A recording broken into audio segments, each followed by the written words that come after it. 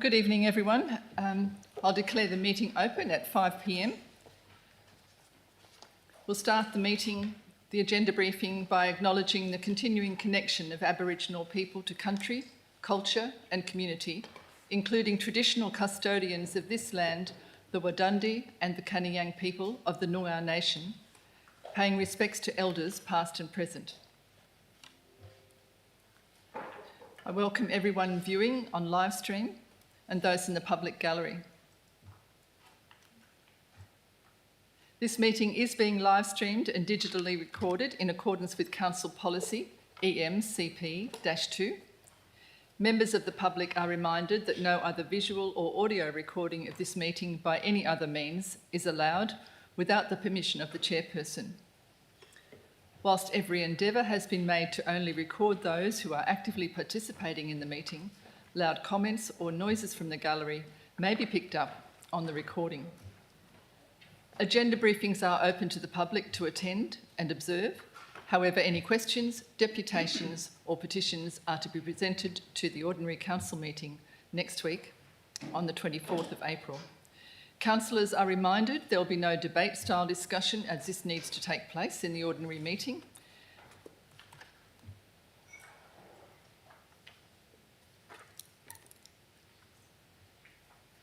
In attendance, we have myself, Councillor McCarthy. To my right, over here, we have Councillor Lisa Glover as our Deputy President. We have Councillor John Bailey to my left, Councillor Alexis Davey, Councillor Peter Gubler, Councillor Anita Lindeman, Councillor Anne Mitchell, Councillor Grant Patrick, Councillor Diana Shand, and sitting with me to my left, we have Sam Farquhar, Administration Officer Corporate Services, Lauren Clifford, Manager for Corporate Services. Beside me we have CEO Gary Hunt. And to my right we have Stuart Eaton, Manager Financial Projects. And further to my right, Ross Marshall, Director of Operations. And sitting in the public gallery we have Michelle Dennis, our Manager of Development Services.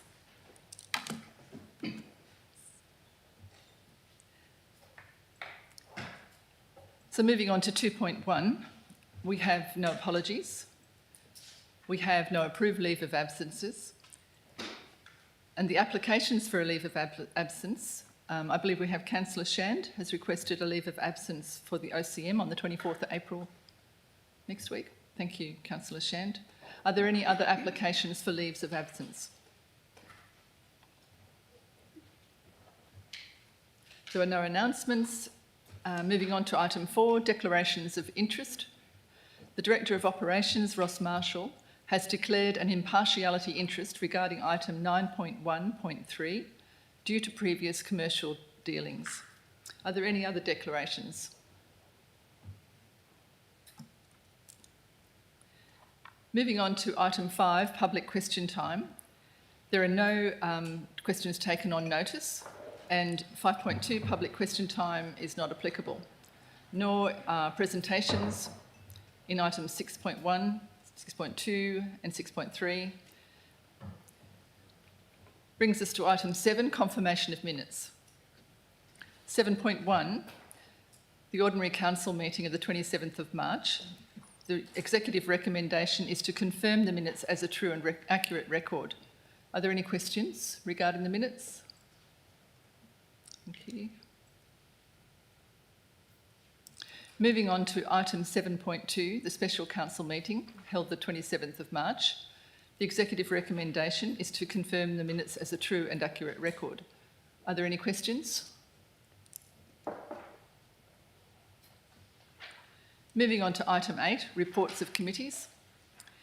8.1, the Warren Blackwood Alliance of Councils held 6th of February 24. The recommendation is to receive the minutes of the meeting. Are there any questions? 8.2, minutes of the Bunbury Geograph Group of Councils. The recommendation is to receive the minutes. Are there any questions?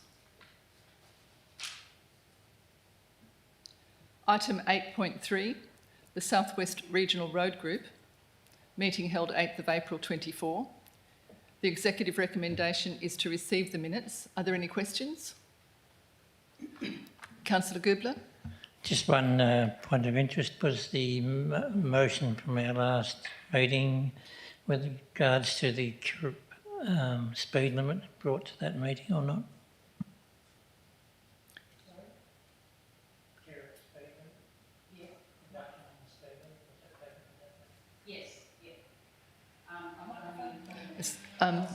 Through the chair. Yes, I did take both items to the regional road group, and they will be formally submitted. But I did at the meeting. I could only alert them that they were coming that way, and I have had a discussion after the meeting with the gentleman from Main Roads. So that was informal, so I can't share it in this environment. Thank you. Thank you, Councillor Mitchell and Councillor Goobler. Councillor Bailey? Through the chair to Councillor Mitchell. And did you mention the crossover in Baillieu? Absolutely, that was the second thing that I spoke to him about. Yep. There was, and they won't comment until till the formal address is gone through to them, and I can speak to you offline about the discussion that I had with him as well. Okay. It was informal, so I can't disclose No, that's not it. a problem. Have we worked out are they responsible for that safe crossover? I will speak to you after the meeting. Okay. Thank you, Councillor Bailey and Councillor Mitchell. Are there any other questions?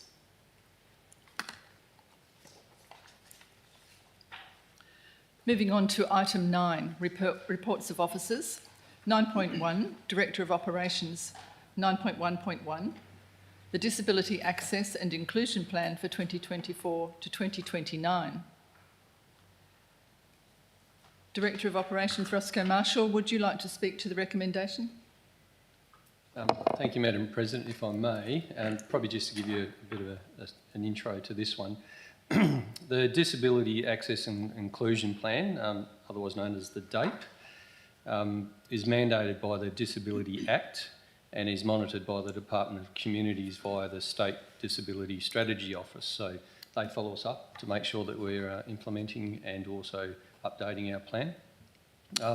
As noted in our strategic alignment, the council plan relates to this proposal quite a lot, in particularly outcome 1.3 and objective 1.3.1, where council and community required us to review the access plan and inclusion plan. The Shire's current DAPE was developed in 2017 under these statutory requirements and must be renewed every 5 years. Obviously that expired last year, and we have sought and received an extension from the Department of Communities. This update obviously it updates and guides us for up-to-date practices for access and inclusion, and obviously they change and morph and improve every year. Adoption of the DAPE will not incur any direct or immediate costs proposed by the strategies, and the strategies do align with the council plan. They will be integrated into future budgets, future designs and the like, with some strategies incurring minimal or no cost, more of an awareness and education. The DAPE development adhered to the Shire's community engagement framework, ensuring inclusive participation in decision-making process. A community consultation involved digital and hard copy surveys, one-to-one conversations and group discussions, with 121 community members contributing to the DAPE's development. The DAPE will steer the Shire's initiatives and decision-making, emphasising access and inclusion across all departments. Key actions include establishing a disability reference group to leverage community expertise and enhance accessibility across all projects. More importantly, we will get a lot of local buy-in and sort of see things through the eyes of others. So it's a very good plan. Thank you. Thank you. Do councillors have any questions? Councillor Bailey? I'd like to move the executive recommendation as a motion. Can you say that again for me, please? I said I'd like to move the executive recommendation as a motion. Oh, Can we it's do just that here? It's the agenda briefing, so Yeah. we'll do that next week. We'll Okay. move the motions next week. All right. It's very good, though. I can understand the Yeah, enthusiasm. there's no, Good on you. Any other questions? Councillor Glover?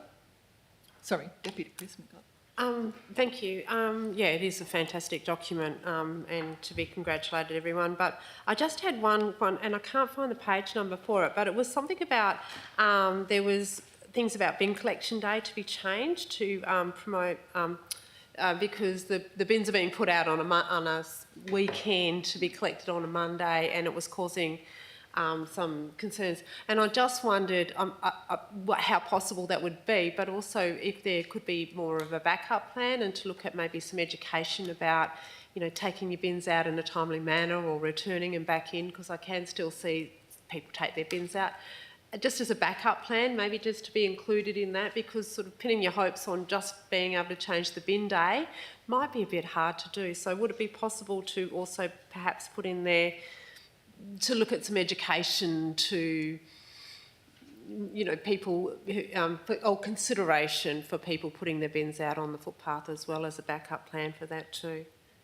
Would that Thank be you. possible? That's my question. Director of Operations? Thank you, Madam President, if I may. Thank you, Councillor Glover. Look, certainly we've taken that feedback on notice, and we've actually proactively approached Cleanaway to sort of see if we can negotiate timing for the bin collection. That's in progress at the moment, but we will also take on the advice that you know, for a bit of education, which is it's in the plan intrinsically, but not specifically, so we can isolate that. Thank you. Thank you, Director of Operations. Any other questions?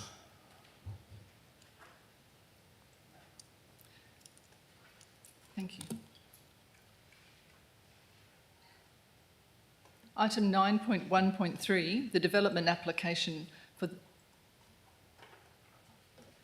No.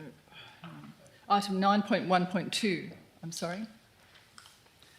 The development application for 2 single-bedroom grouped dwelling units for number 3 Brockman Street, Balingup. Do councillors have any questions?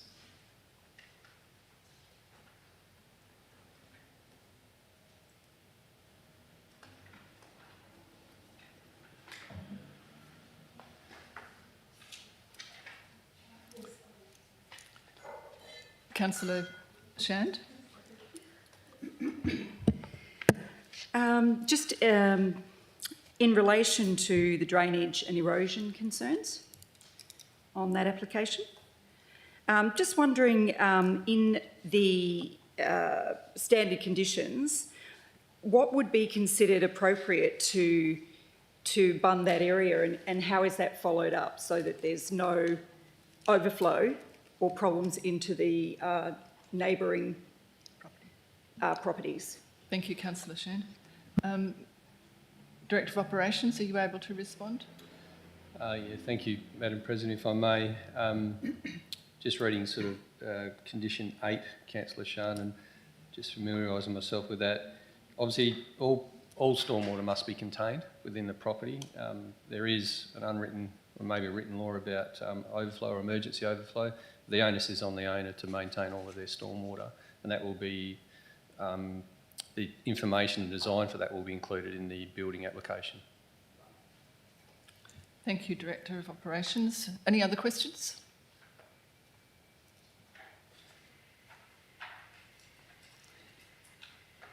Moving on to 9.1.3, the development application for the removal of gravel stockpile and rehabilitation works at lot 5397, Byron Road, Upper Capel. Do councillors have any questions? Councillor Shand? Just in relation to rehabilitation on Saturdays and when the last time noise receptors were checked in that area, and have there been any complaints in relation to this at all? Thank you, Councillor Shand. Director of Operations, are you able to respond? Not in full, but I wouldn't mind just making sure I get the questions understood and come back to you, Councillor Shand, if that's okay. So you're wondering about noise receptors? Yeah. The submissions, did you talk about, like, number of submissions? No, just the fact that it's Google, sorry. Just wondering that part of this is also rehabilitation. Yep. And will rehabilitation be done on a Saturday? So I can understand carting gravel on a weekday and on a Saturday, but in the rehabilitation process, is that also going to be done on a Saturday? And with neighbouring properties, have there actually been any complaints about noise? Thank you, Councillor Shand. So any sort of recent complaints about noise, Councillor Shan, and confirmation if any rehab will be done on a Saturday? Correct. Thank you. I'll take that on notice. Thank you. Any other questions? Councillor Glover? I might be missing something, so please correct me if I'm wrong, but how long will this application be going for? Is it going for another 2-year period, or is it like from the 13th of February 2024 on to 2026? Is that the proposal? Thank you, Councillor Glover. Director of Operations. Thank you, Madam President. If I may, the recommendation from memory is for 2 years from conditional approval, so from whenever that date will be.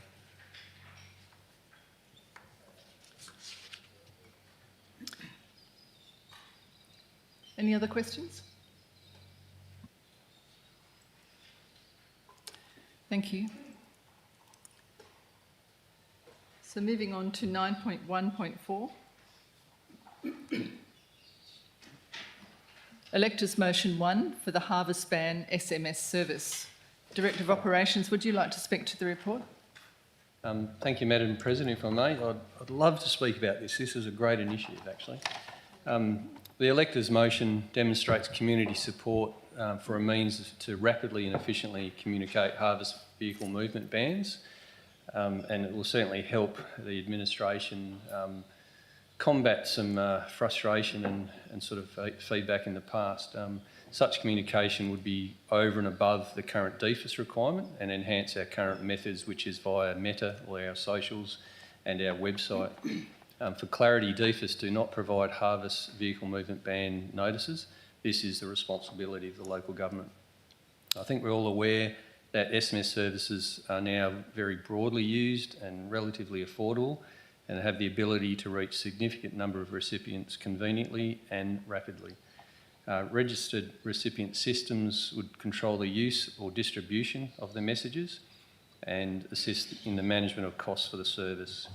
Accordingly, a council policy and a separate operational procedure for use will be required on top of the appropriate procurement of a system.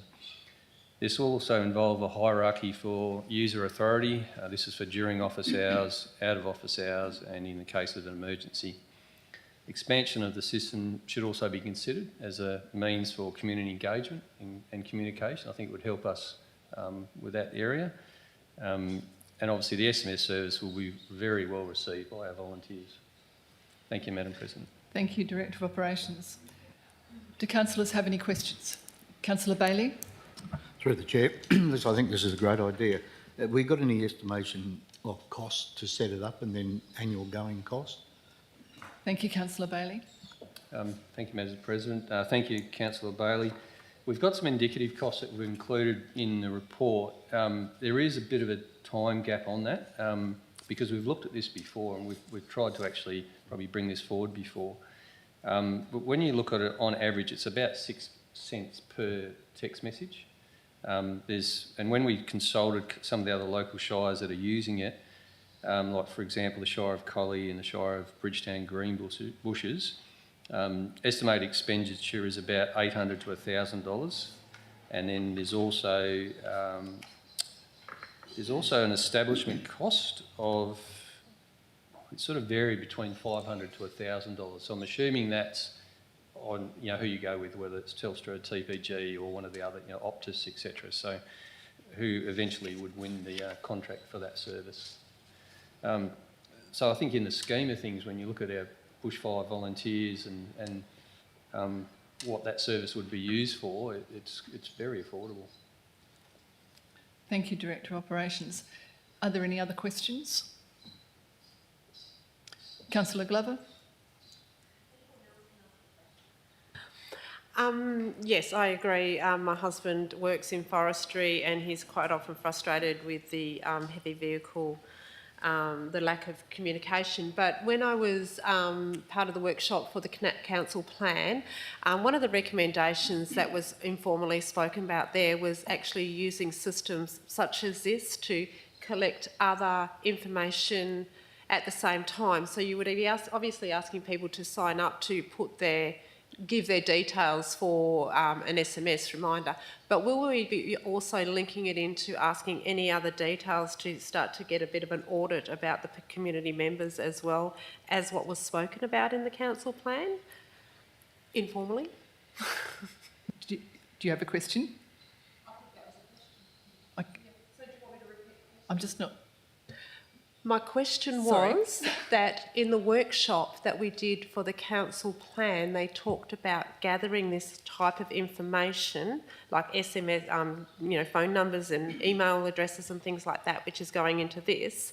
Are we also considering at the same time linking it to doing an audit in the community as well as what was spoken about in the council plan maybe 2-3 years ago? Thank you, Councillor Glover, and I apologise that I missed that. Director of Operations, would you like to respond?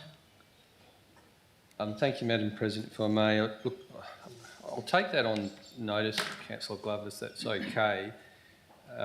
But certainly we do see some value. I think we're on the same page about community engagement and other means to communicate with our ratepayers.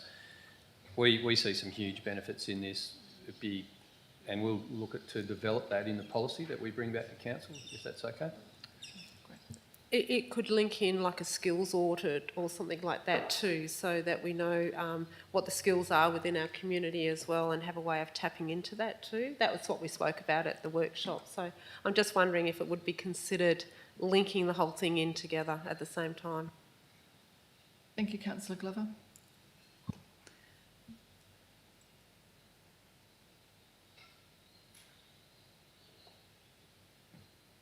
Are there any further questions? Councillor Shand?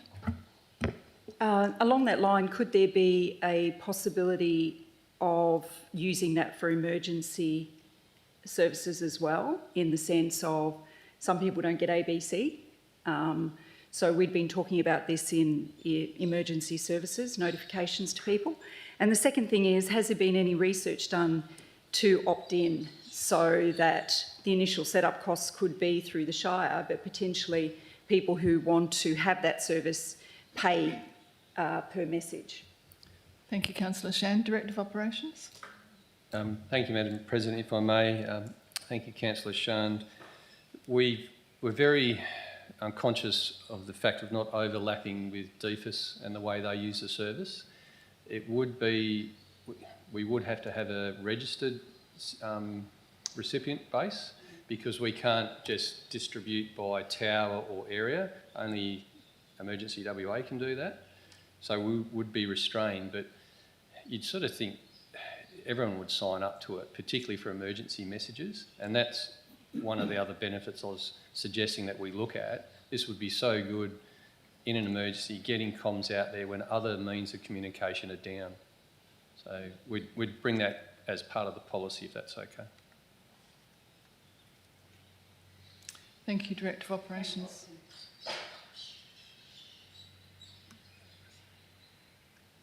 Councillor Davey?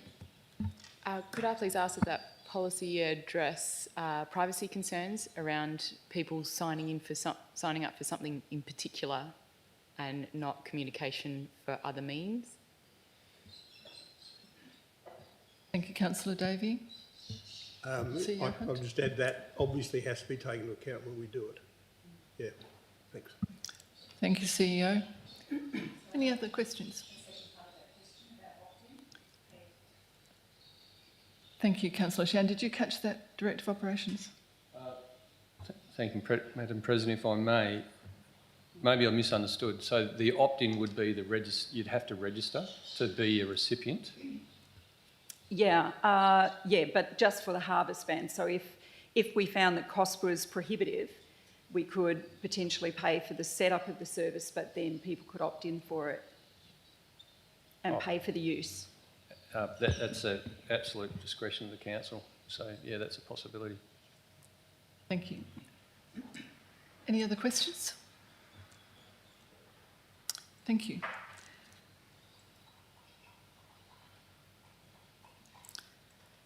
Item 9.1.5, elect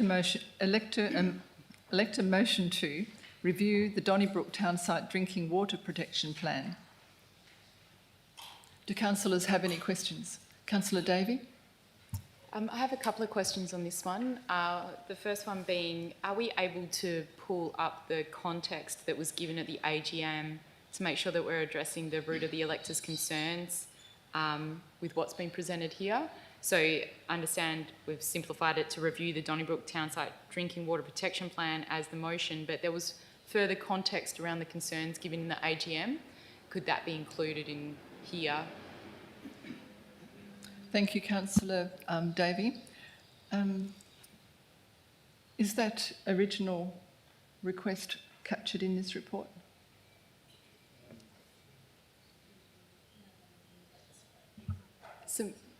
Some further background as to why I'm asking is that the executive recommendation talks about our planning strategies being consistent with the plan, but not whether the plan itself is contemporary and fit for purpose. Thank you, Councillor Davey. CEO Hunt, what is the outcome there? That we Sorry, can get it from? I nodded politely to Councillor Davey. I just realised I'm blocked out by the screens. Yes, we can secure that additional information. Do we then need to include that in the report? We'll modify the report once we've ascertained the information we've got. Thank you. Councillor Davey?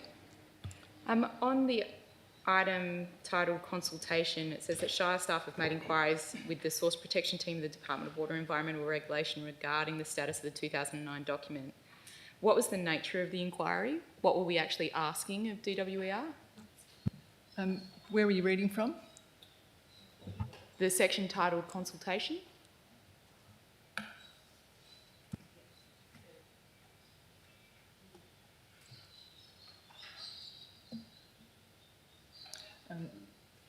Director of Operations. Thank you, Madam President. If I may, and if you don't mind, if I could invite Michelle Dennis up to respond to that, because we have made an inquiry. I'm not sure if we've got a response, that's all. Thank you, Stuart. It's one of these.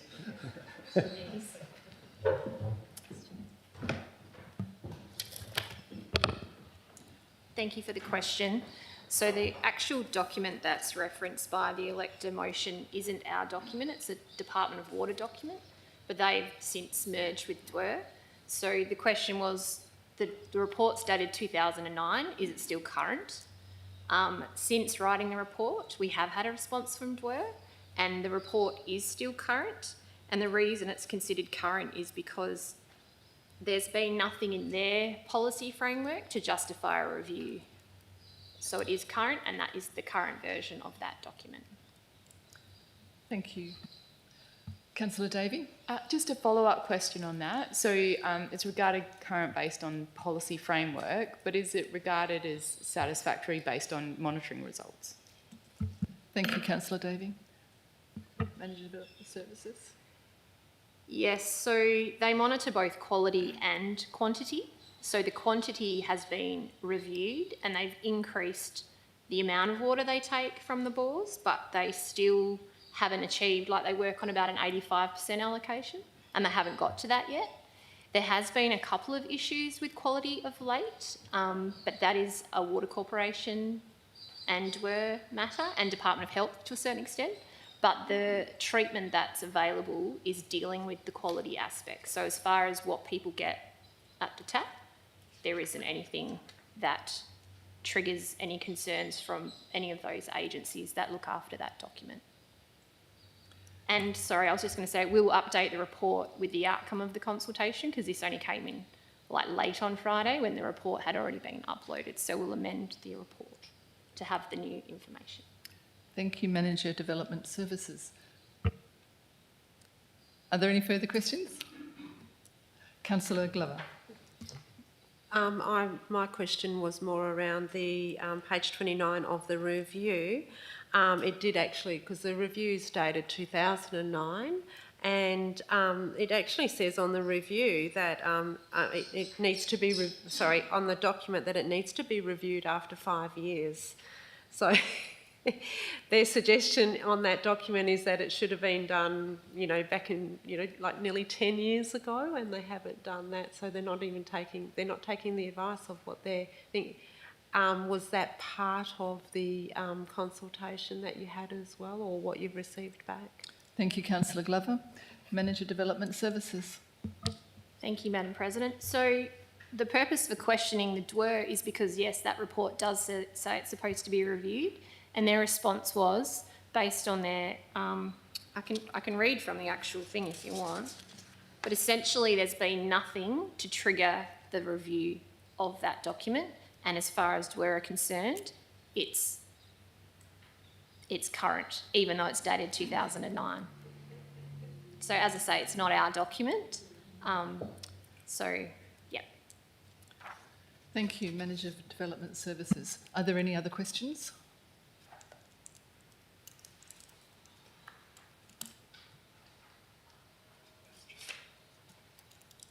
Councillor Davey, sorry. Was there any discussion with DWER during the consultation around declining bore levels? You talked about quality and you said it addresses both quality and quantity, so I was just wondering if there was any discussion on quantity apart from not meeting that 85%. Thank you, Councillor Davey. Manager Development Services. Thank you, Madam President. So the discussions that we had with DWER were around both our local planning strategy that's out for public comment at the moment, as well as the status of this particular document given it was a elector's motion. So the comment from the officers were that this year in particular, there has been, they called it like a blip on the increased amount of water being used, but it's still well below the allocation for this area. And they put that down to just seasonal variation because of the lack of rainfall that we've had. But there's certainly nothing from their perspective that they're concerned about with the current allocation and the current take, it's not the right word, I'm going to use the wrong word, like the current use of that water. So certainly a number of years ago, I think it was 2016, it went from 450 kilolitres, and the current licence entitlement's been increased to 500,000 kilolitres, so 500 gig as opposed to 450 gig. So that has changed since the 2009 report, but that's the only change. Thank you, Management of Development Services. Are there any further questions? Thank you.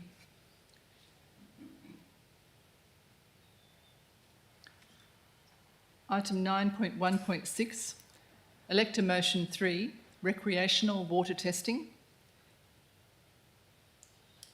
Do councillors have any questions? Councillor Davey?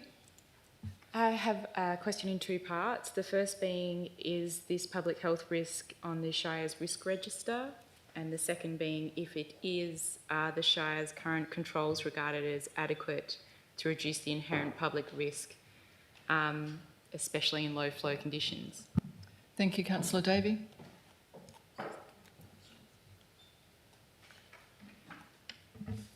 I'd need to take that question on notice, councillor, because I don't know the answer. Okay, And would you your like me second? to repeat it, or is it okay? Cool. And do you have a second part to that question? I stated both parts. Any other questions? Councillor Shand? Just out of my naivety on this area, are there any other groups that are potentially sampling or testing water that we should be aware of? Thank you, Councillor Shand. Does that question need to be taken on notice or? Thank you. Any other questions? Thank you. So moving on to 9.2, Director of Finance and Corporate.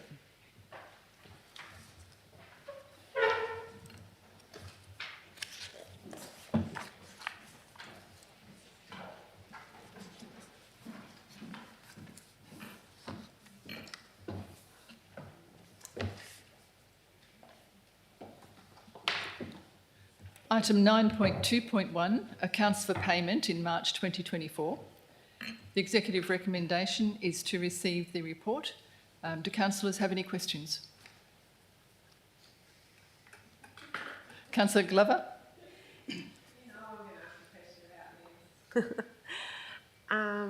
Sorry, I'm just trying to catch up with it on my...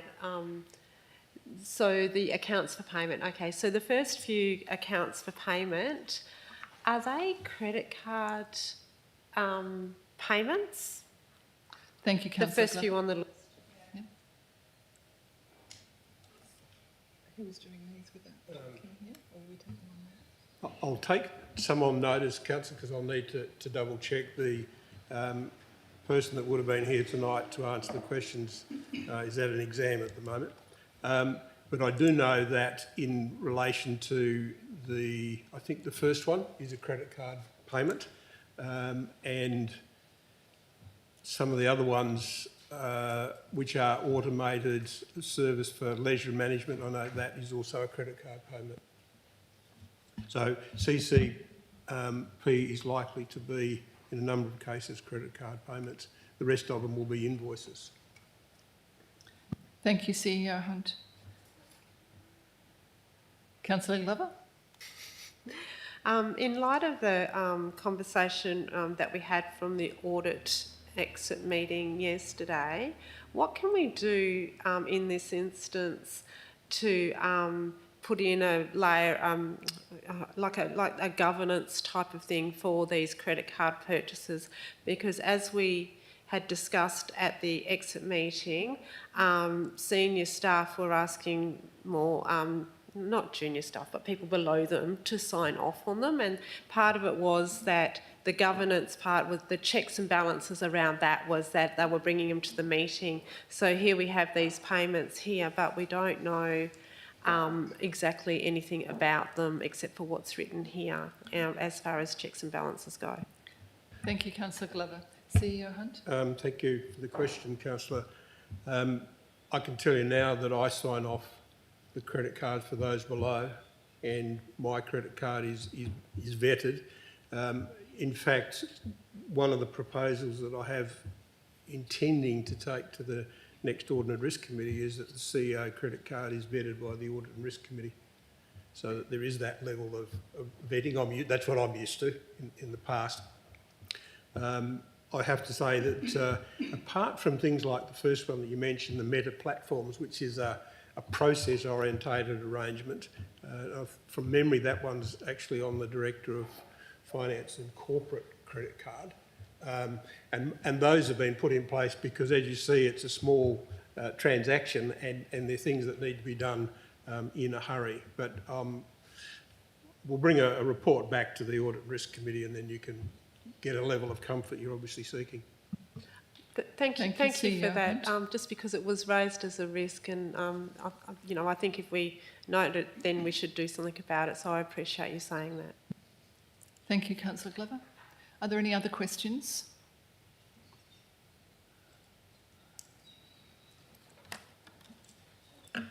Moving on to 9.2.2, the monthly financial report for March 24.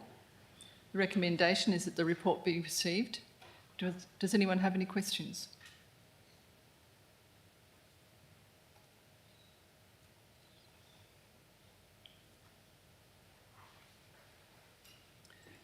Moving on to item 9.3. 9.3.1, the Council Plan for the Biannual Progress Report, July to December 2023. CEO Hunt, would you like to speak to the report? Thank you, Madam President. I will only do a very quick introduction because, as you will see, I wasn't here for the vast majority of this, so I can hardly speak with authority on it. So I'm going to ask the Manager of Corporate Services to take you through. This is, I will say though, an area of current review by myself and the executive team in terms of both the information and the rigour that is applied to this process. But I'll leave Lauren Clifford to do the introduction, then perhaps do a wrap up at the end. Thank you, Madam Chair. Thank you, CEO. Manager Corporate Services. Thank you, President. So the council plan that's outlined here with the progress report is the Shire's operational and capital project priorities. That's to meet the aspirations of the community as outlined in the Strategic Community Plan 2040, which Council adopted back in May 22. It's best practice for the Shire to report progress against the council plan and those items on a biannual basis. The report that we've provided today is for the period of the 1st of July 2023 to the 31st of December 23, which is the first half of the 23-24 financial year. As outlined in the report, you'll be able to see that of the 54 priority projects that were adopted by Council for the 22-20 for the year, 16 have been achieved, 22 are in progress, 7 have not started to be delivered on time, and 5 require monitoring, and 11 have been marked for deferment. Of those items that have been marked for deferment or they need monitoring, it's generally around funding requirements or resource requirements that have sort of delayed those matters, or possibly they're contingent on other practices being met before the other outcomes can happen. Thank you, Manager Corporate Services. Are there any questions? Councillor Patrick. Just one around item or line 3.2.1 in relation to the construction of the Argyle Irish Town Bushfire Brigade building. There's talk there about a further submission be put in March 2024 because the initial submission was rejected. I just wanted to confirm if that submission has been put in for March 2024 as outlined in the plan. Councillor Patrick, thank you. Director of Operations. Thank you, Madam President. If I may, I can confirm that was resubmitted. Thank you. Are there any other questions? Councillor Glover. I wanted just to ask a question. It says it's in progress, but I was looking in comparison to the previous outcomes, or not the previous report that was submitted for the previous period. 2.1.4, which is to partner with health and allied health organisations to consolidate the Donnybrook Health Precinct. I'm just wondering if there was any updates around that, because the last one was that it was going to be it was going to be tabled, or something was going to happen in July last year as well. So considering this report covers that, has there been any progress with regard to the MOU? Thank you, Councillor Glover. CEO Hunt. Thank you, Madam President. Councillor Glover, I can tell you that I've had a series of meetings with Anna Oates, who was charged by the previous CEO to assist with this. I've had conversations with Mr Kim Dolzadelli before he left, and did a follow-up, in fact, yesterday with the group to reactivate the interaction with people to see if we can get everyone to sign. I'm told that all of the parties had previously agreed to sign the document, but for reasons I can't ascertain, it has not yet been signed. I would hope that by end of May we can get the various parties to sign. Everyone the general commentary is that people are prepared to sign, but it's not. So I just need to re-engage with those parties. Thank you, CEO Hunt. Are there any other questions? Thank you.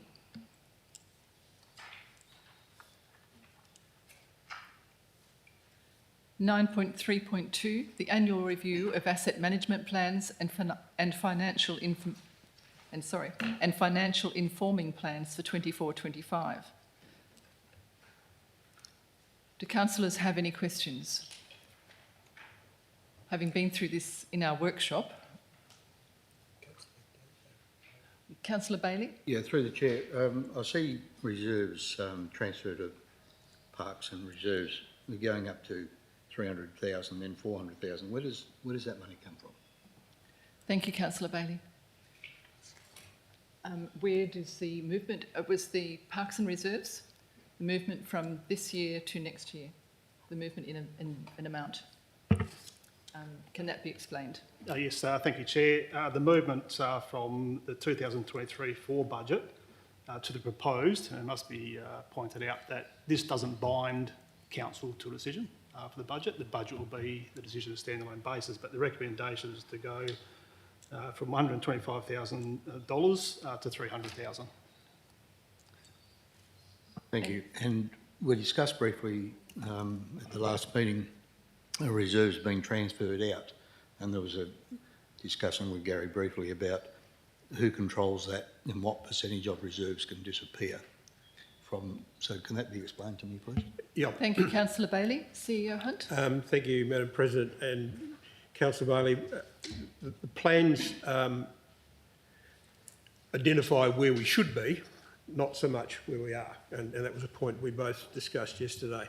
The situation is no money can be taken out of the reserve funds. It's not formally budgeted to come from the reserve fund. So that has to be a decision by the council as part of the budget process. So it will identify, and you might recall it was a conversation that was posed to the Auditor's General's Office yesterday, and the response was, yes, they do look at the transactions in relation to reserve funds as part of their normal activity. What we will need to do, and we've identified for the budget workshops coming up, is to spend some time on the reserve funds, be really clear about what those reserve funds were created for, what's currently coming out of them, and highlight, I think in the comment made by Councillor Glover about the schedule of payments, a bit more clarity about when money is coming out of the reserve, and articulating that when it does come out, that it's in line with the budget. So instead of just seeing it at the end, you'd see a process as we go. So hopefully that will give you some confidence and trust that the process is in place. But we've got some more work to do, and I acknowledge the huge work that Stuart Eaton has done in putting this package together. This is where we should be. It's not where we are, and the transition from where we are to where we should be will take time, and there will have to be some fairly serious, challenging decisions made to get us from one spot to the other. Thank you, CEO Hunt. Are there any other questions? Councillor Glover? I'm wondering if we can just scroll down a little bit onto the agenda to the officer's comment in the last paragraph. Sorry, it's a little way down. Because I think this is really, I mean, obviously it's pertinent to the actual item, but I think it's something, it's, yeah, the officer's comment. Yes, the last paragraph here. This is what I've been contemplating all week. So the context is around, you know, the council having careful regard to the long-term considerations of this plan. So that's the context of my question. But my question is, what happens if we don't, and where will we be, and how long will it take us to get to a not a very good place if we don't actually take some of this into consideration now? And then the second part of my question will be, what would be a suggestion? How do we start to manage the shortfall in our asset management plan funding? Thank you, Councillor Glover. CEO Hunt? Thank you. I'll just do the front end part because the technical part, I didn't create the figures. I've validated them, but I didn't create them. The situation is that in the budget process, the challenges you have with your assets needs to be a conversation. And what tends to happen in particularly smaller local governments, you start with what's the rates we want to raise, and the issue that gets lost all the time is assets. And you can see the outcome of that is the situation you're facing here. So asset rationalisation is one process. What do you really need, and do something about reducing the amount of depreciation you're incurring, and reduce the amount of maintenance that you're incurring, because that's a cost that's it just eats away at your foundation. If you don't address the issue, I fear for you, and I fear for this community, quite frankly, because if you don't start putting some money away, and it's like any investment or savings account, if you don't put anything in, then it just compounds. You need that much plus what you didn't put in, and it keeps going on and on.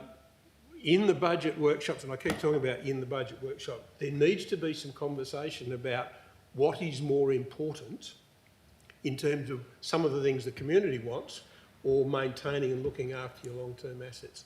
But it will be a challenge, and there'll be some tough decisions. But without meaning to be adversely reflecting, there's been some hard decisions that might have been ducked along the way, and I think you all identified that. That's not from me. You identified that last week when Stuart did the presentation. In terms of the numbers, Stuart, over to you. Thank you, CEO Hunt. I concur, as Charlie Munger would say.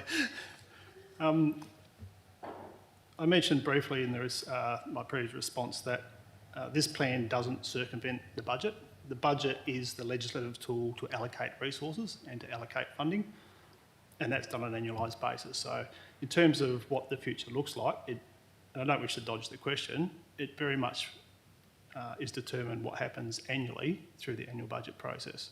I mean, what I can explain is what has been happening, and what has been happening has been a lack of asset renewal on Council's asset portfolio. Council has $1/3 billion of assets, and it is, and the budget is not structurally funding that level of assets.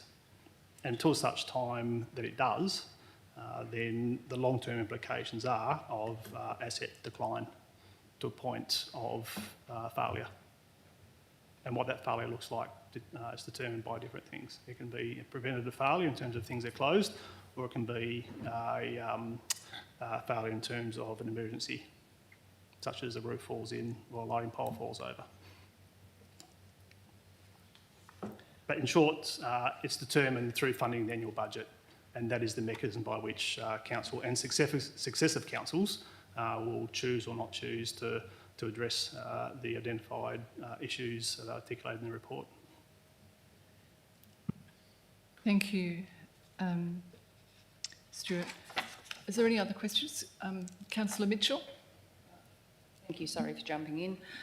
Would it be possible, I just checked on the board, and I think it was 2016, I can remember attending my first, being informed of our first long-term financial plan, and there were consultants actually brought in, and I can remember a presentation I had with Councillor Tan. They did a second one because we couldn't attend. And I know then the same conversation was happening and the same level of that the same concerns were happening. So I'd just like clarification would it be possible to find that plan and to have a read of it? Thank you. Thank you, Councillor Mitchell. CEO Hunt? Well, the answer is if it is in the record system, yes. But I've got to say sometimes I have struggled to find some things. But we will find I'm very clear on the date. 2016, early part of the year, pre-budget. Thank you. I have no doubt that you're right. My challenge is finding it in the system. Our consultant delivered it. Okay. Thank you, Councillor Mitchell. Councillor Davey? I note in the executive recommendation that there is no recommendation for development of an asset rationalisation plan. It's come up a few times, I think, by fellow councillors as to is it an elected member who needs to move for that to happen, or is it a recommendation that comes from the Shire? Thank you, Councillor Davey. CEO Hunt? Thanks for the question. Very, very valid and appropriate. I would be proposing that there would be something akin to that in the budget papers. Putting to the council that the council needs to make a determination to commence rationalisation of its asset portfolio as a mechanism to addressing the funding challenges that you have.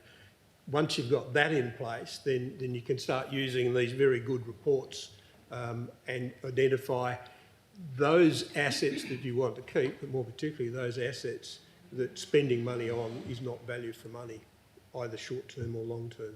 That's a bit of a process, but the intent would be that we would flag that up as a starting point in the budget process, because it needs some context for your community. When you start talking about rationalising assets, people get pretty possessive quickly. And you don't believe that CEO. this is sufficient rationalisation? Sorry, sufficient context for the community? It's sufficient for me, but I'm not sure it's sufficient for the community just yet. Because they'll look at the individual sites, council, and go, well, you know, that puts at risk a hall, a facility, and that's a bit possessive and emotional to start with. My experience is unless you're very clear about that process, then it explodes and you don't do anything. Thank you, CEO Hunt. Councillor Shand? Just out of curiosity, are we using any kind of software to help with the optimisation on asset management? Thank you, Councillor Shand. Manager Financial Projects? Through you, Chair, no, at this stage. One of the documents in this suite of documents is the Asset Management Consolidated Plan, and in that document lists a number of proposed future improvements to asset management planning, and one of those is a dedicated asset management software systems, subject to budget funding. Thank you, Manager of Financial Projects. Are there any other questions? Councillor Glover? At the workshop that we had recently, there was a small discussion that was going on about, you know, like the easy hits, you know, the assets that are costing us a lot of money to maintain, but the ones that would be easier to get it off, that wouldn't have as much significant value.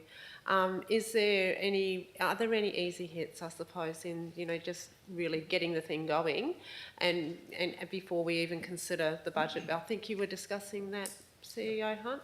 Thank you, Councillor Glover. CEO Hunt? In short, to your answer, Councillor Glover, yes, we will have some options for you to consider as part of the budget, but to start anticipating or making commentary now, I think would be not in the best interest of the community, because I can't give you the supporting documentation off my head, top of my head, about what it might be and where it might be. Thank you, CEO Hunt. Councillor Glover? Just following that, if it's okay, would it be advisable to come to the meeting next week with an amendment or an addition to this particular one to have that discussion within this item? I think that might be a bit too quick, because someone asks a question, I won't be able to answer it, and then it'll be CEO Hunt is promoting something he hasn't thought through, and then it'll backlash. I think we need the data and the information for you to make that decision. Thank you, CEO Hunt. Councillor Glover? Sorry, just to follow on then, would it be the amendment to say to bring back a report to council for the next meeting with that, rather than put you on the spot with it? Would that be an appropriate way to start to move forward in this?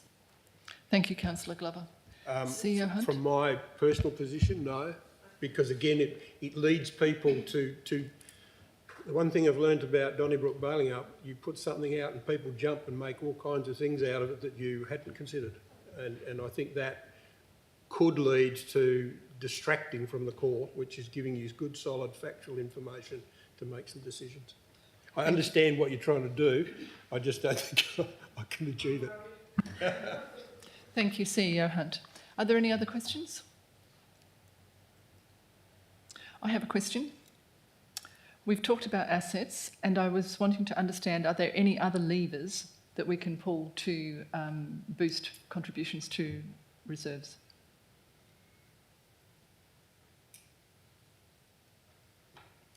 Manager Financial Projects? It's a very complex question, All Chair. right, don't worry. If that's, Yeah, I'll reiterate what I mentioned before, is that the budget process is the only mechanism under the Local Government Act to allocate resources, essentially funding and raising rates. The Donnybrooks Bunningup's budget is not insignificant, and we've discussed around service levels and what is provided. How you choose to rearrange the deck chairs within the existing budget is an option. It's just determining what services you wish to reduce or eliminate, and where you wish to redirect those fundings. It's always best to use the funding that you've got available in the first instance, and perhaps reprioritise what council may see to be more important than what has historically been provided. And then once that process is undertaken, then we can look at other funding mechanisms to increase the allocation to reserves to fund the long-term obligations. thank you. I do have a follow-up question. When we're going through the budget process, then would we see like a scale of options on service levels? So if we do this service level, we will have these, we will be able to set aside these extra funds, or if we have a different service level, it'll create this. Do you understand what I'm saying? Like a sliding scale of services. I CEO might Hunt? defer to the CEO in the first instance to see what his thoughts are initially before I make a response. I think some of you will recall, thanks for the question. Some of you will recall that early in the year I reported we'd had a strategic session looking at service plans and looking at the opportunity for either reduction of costs or growth of revenue streams. What that process has done is identify some service levels that actually need to be engaged with the council. Because when you look at them, you say, well, where did this come from? When did this happen? And is the council aware that this is the sort of cost that they're incurring in something?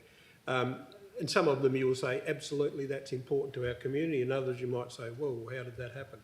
So that's the process that we're going through now. We've got conversations this week and next week looking at some of those. And hopefully that will identify some potential savings, which then can go to reserve funds or other aspects. And there were also, in the last couple of years post-COVID, there was a lot of money that was pushed out for a series of things that people went into, but we don't have to do that in the longer term. There were funds that partially funded by the Shire and the community, partially funded by other sources. Doesn't mean you have to do them forever. So there's some of those aspects we need to look, or get the council to make determinations about, is that a long-term situation, or is that something achieved its purpose, move on back to more core business? Thank you, CEO Hunt. And then, of course, can I ask my last question? There is growing revenue. Is the third lever, is that right? Recurring revenue. Yes, I guess there's two avenues. If council wish to obtain more net funding towards, I guess what we're talking about is transfer to reserves, there's a combination of either increasing revenue essentially or decreasing expenditure. So they're basically two large, buckets of sources. What that comprises of the number of options within those categories. Again, it comes down to service levels and also in terms of, council has quite a bit of power under the Local Government Act to raise fees and charges and rates. It's just depending on which level council wishes to progress to, will determine the affordability. Thank you very much, Manager Financial Projects, and thank you for the very comprehensive report. Moving on then to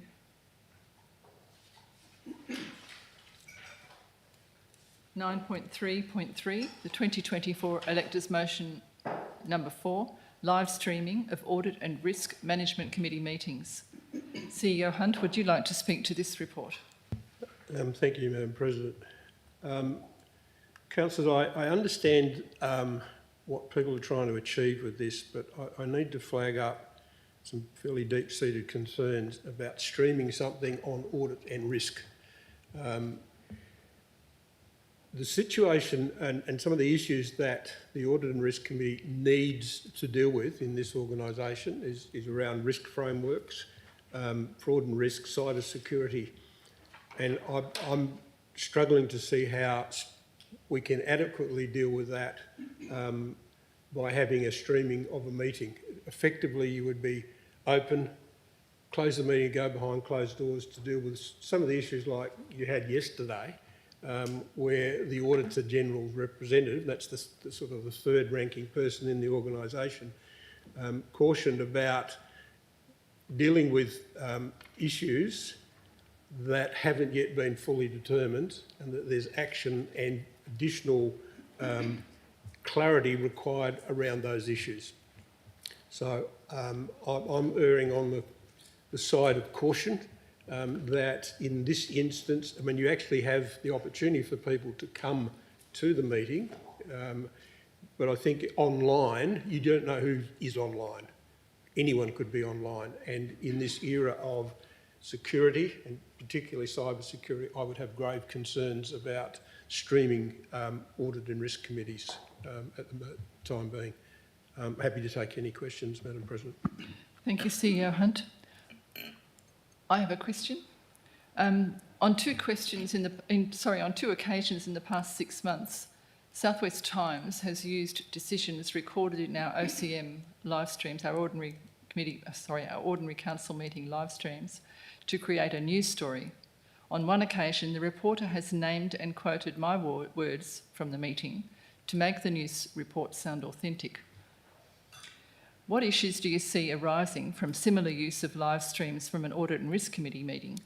And do we understand the legal ramifications for committee members or for the chairperson? I'm not sure we do understand, and that's what I guess causes my deep-seated concern. People will talk about transparency and accountability, but I think you can achieve that by making available the information once you have all the relevant information for that decision around issues that the Audit and Risk Committee deals with. I mean, its role and its jurisdiction is fundamentally different to other committees that exist generally in local government. And again, I listened intently to the commentary in the last little while from officers within the Office of the Auditor General about caution in that vein. I think the other thing is there's been some comments generally in the community here about a statement that relates to a media release in relation to government money allocated in the last state election. And the suggestion was that the Shire of Donnybrook Balingup had done something wrong. If you read the report, and I have from cover to cover, the only comment got about Donnybrook Balingup is that it, amongst I think 23 or 24 local governments, had some money allocated to it. But the suggestion was that something untoward had happened. Now, if that sort of conversation happened in an Audit and Risk Committee, it would just take off. And so my professional view and my experience tells me to be very cautious about this. And people can get the appropriate information for transparency and accountability through the existing systems, I think, without having to stream the committee meetings. Thank you, CEO Hunt. Councillor Shand.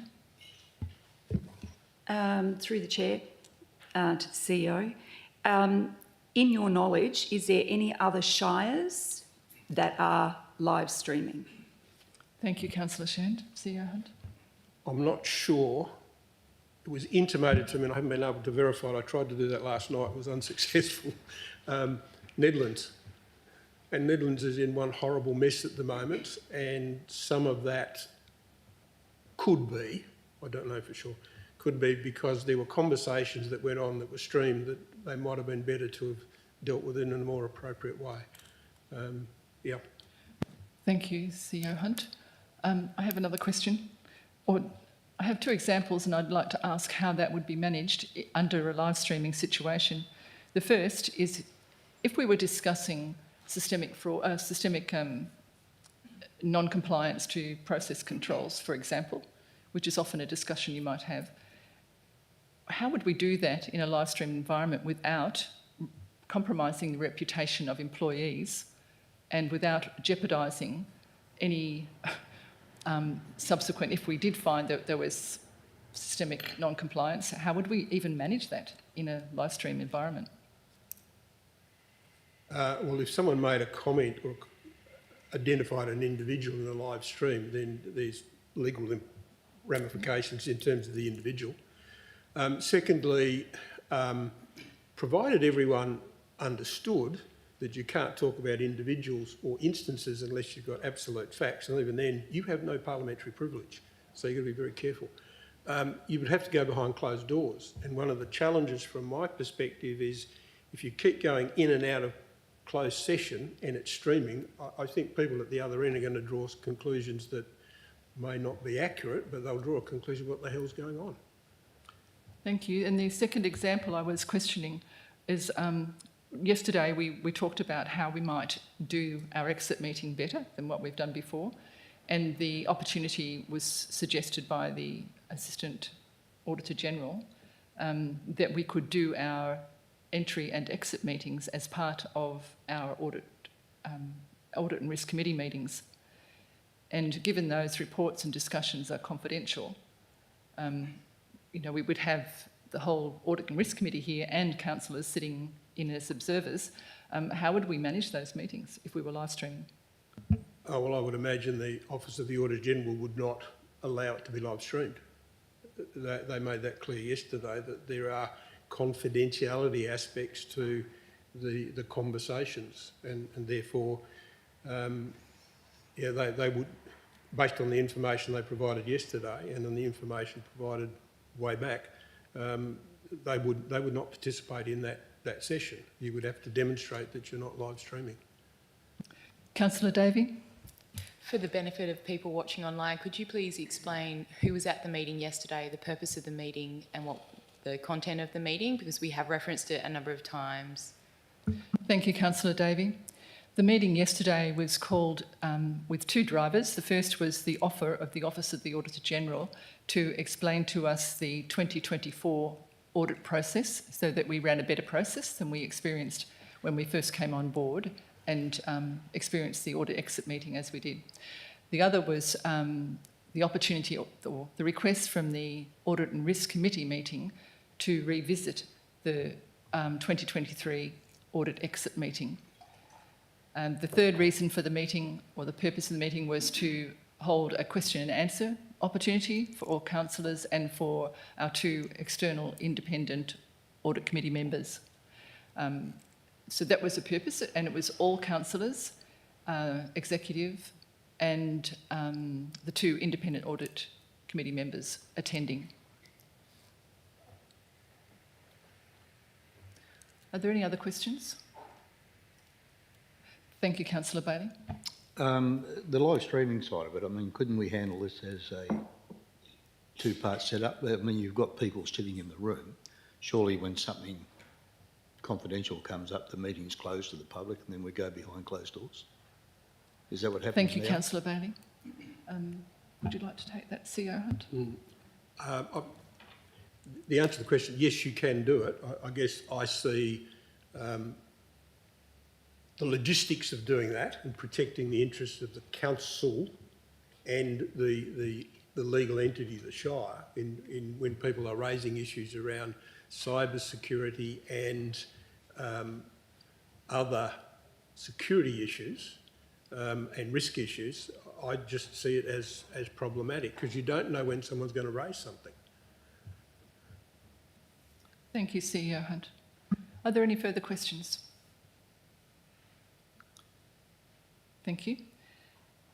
Moving on to item 10, elected member motions, of which we have none. New business of an urgent nature, there is none.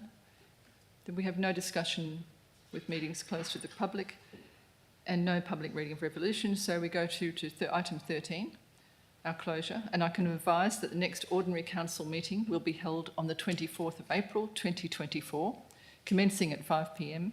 at the Shire of Donnybrook Balingup Council Chamber. And I declare the meeting closed at 6:15 p.m.